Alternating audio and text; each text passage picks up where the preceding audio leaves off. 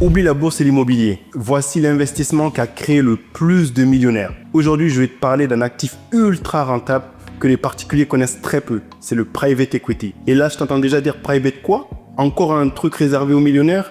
Eh bien non. Le private equity, c'est longtemps resté un jeu d'initiés. Des fonds d'investissement, des grandes fortunes, des banques privées, des institutionnels. Mais là, ça commence à changer. De nouvelles plateformes et des évolutions fiscales permettent aujourd'hui aux particuliers comme toi et moi d'y accéder.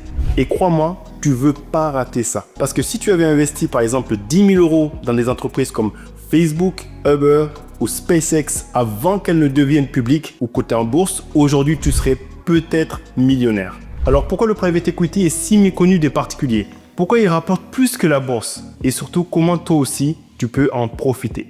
C'est ce qu'on va voir tout de suite. Attache ta ceinture, on décolle. C'est parti!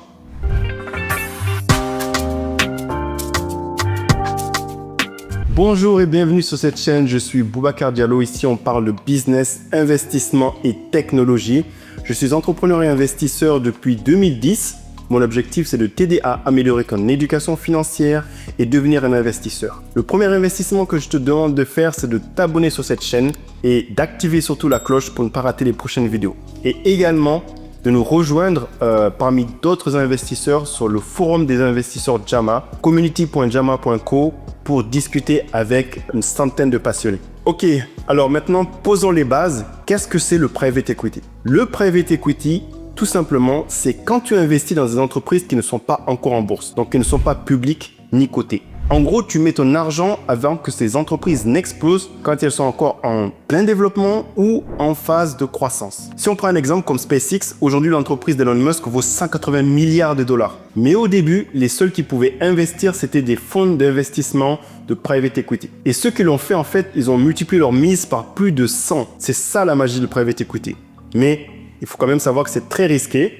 Et ce n'est pas juste les startups tech. Les fonds de private equity, ils investissent aussi dans des PME solides, des entreprises industrielles, des infrastructures. Vraiment, ça structure toute l'économie. Vraiment, il faut te dire, tout ce qui peut avoir un potentiel de croissance énorme, le private equity va investir dedans. À présent, tu te dis certainement, si c'est si rentable que ça, pourquoi on n'entend presque jamais parler de private equity? Alors, il y a plusieurs raisons et on va les énumérer une par une. La première, c'était que c'est historiquement réservé aux riches. Pour être transparent. Avant, pour investir en private equity, il fallait être ultra fortuné. La mise de départ, c'était minimum 1 million d'euros, parfois beaucoup plus. Du coup, seuls les family office, les banques privées et les fonds d'investissement pouvaient aller sur cet actif. Numéro 2, il n'y avait pas de pub grand public. Contrairement à la bourse où tu as des pubs sur les ETF, des plateformes de trading partout, le private equity, c'est un marché confidentiel. Les fonds, en fait, n'avaient pas besoin de petits investisseurs, donc personne ne s'adressait au grand public, le retail. En 3, c'est un actif moins liquide. Quand tu achètes une action en bourse, si tu en as déjà fait, tu peux la revendre quand tu veux. Ok, avec une plateforme, une application, un site web, c'est très rapide. En private equity, ton argent est bloqué 5 à 10 ans. Mais justement, c'est ce qui permet d'avoir des rendements supérieurs. Les entreprises ont le temps de grandir et de prendre de la valeur. Alors au début de la vidéo, je t'ai dit que c'était une opportunité en or, l'actif private equity. Alors maintenant, justement, on va voir ses avantages, ce qui permet de m'avoir dit ça au début. Donc, en numéro 1, des rendements qui sont supérieurs à la bourse. La bourse, en moyenne, c'est 7 à 8% de rendement, au mieux 10% annuel. Le private equity, ça se situe autour de 10 à 15% en moyenne, voire plus de 20% pour les meilleurs fonds.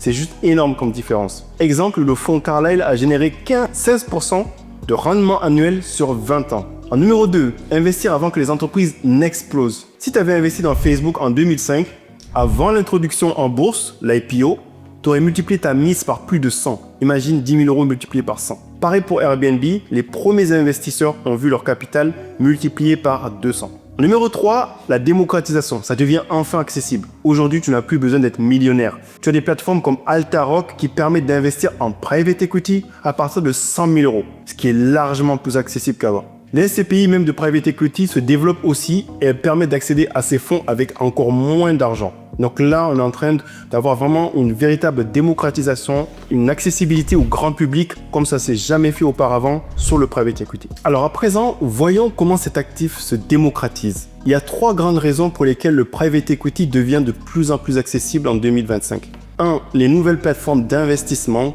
tels que Altaroc, Moonfair, Anaxago, elles permettent en fait aux particuliers d'investir dans les mêmes fonds que les professionnels avec des tickets réduits. En numéro 2, il y a des réformes fiscales avantageuses qui ont été mises en place, notamment la loi Pacte en France a facilité l'investissement en private equity via l'assurance vie et les plans d'épargne retraite ou PER. En gros, pour faire simple, tu peux maintenant mettre du private equity dans ton assurance vie et bénéficier d'une fiscalité avantageuse. C'est super quand on sait que l'assurance vie, c'est un des placements préférés des Français. En 3, les SCPI et OPCVM de private equity. Donc certaines banques et sociétés de gestion lancent des fonds mutualisés de private equity qui sont accessibles à partir de quelques milliers d'euros. Là, c'est vraiment un moyen idéal de profiter de cet actif sans avoir à choisir toi-même les entreprises sous-jacentes. Avant de conclure, faisons un petit récap. Aujourd'hui, on a vu donc le private equity, c'est investir dans les entreprises non cotées avant qu'elles n'explosent. C'est également plus rentable que la bourse, avec des rendements de 10 à 15% par an en moyenne, là où c'est 7 à 8% pour la bourse. Et pendant longtemps, c'était réservé aux ultra riches, mais ça change grâce à Altaroc, Moonfair et d'autres plateformes qui rendent ça accessible au grand public, avec des tickets plus réduits. Et des réformes fiscales également, comme la loi Pacte, ont facilité l'accès via l'assurance vie et le PER. Enfin, des fonds mutualisés permettent d'y investir avec moins d'argent.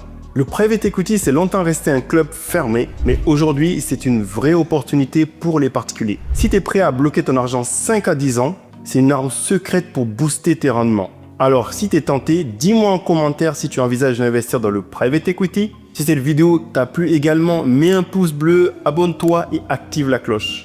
À très bientôt et n'oublie pas que tout le monde peut devenir un investisseur.